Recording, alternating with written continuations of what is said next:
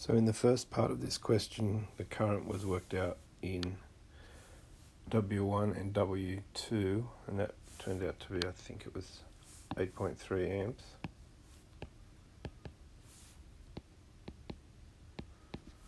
And they are equal.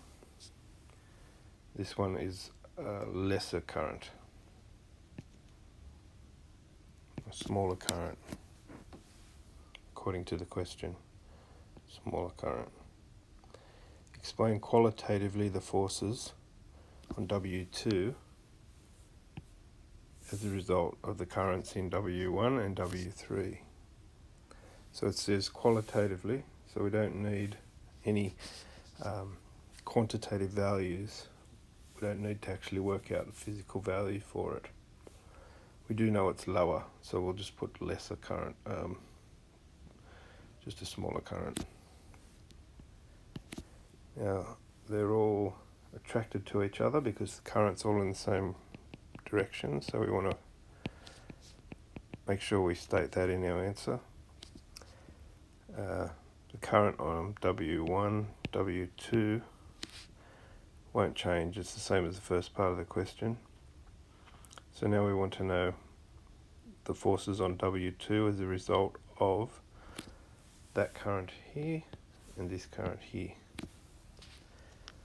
So what we can say, this one will be attracted in this direction because of that current. The force towards W3 will be smaller than the force towards W1. Okay, so we can write all this down, but W3 force towards W3 will be less than the force. So these are the forces that this wire here is experiencing. Then the force towards W1. Okay, so there's one statement we can say. The distance between them, the distance between W2, okay, it's double the distance as it is here.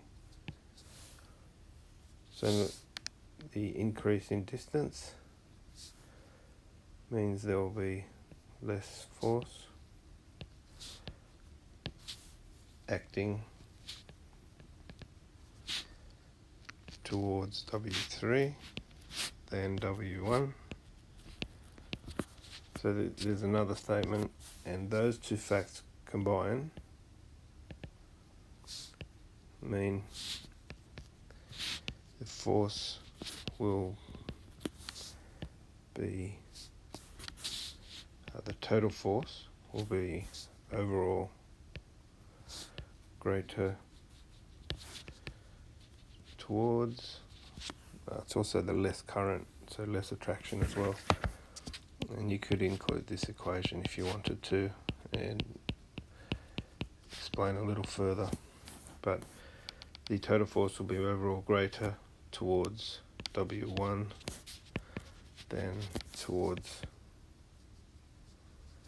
W2. So we've got several statements there, and if we include that formula, we've covered this 3 marks for the question.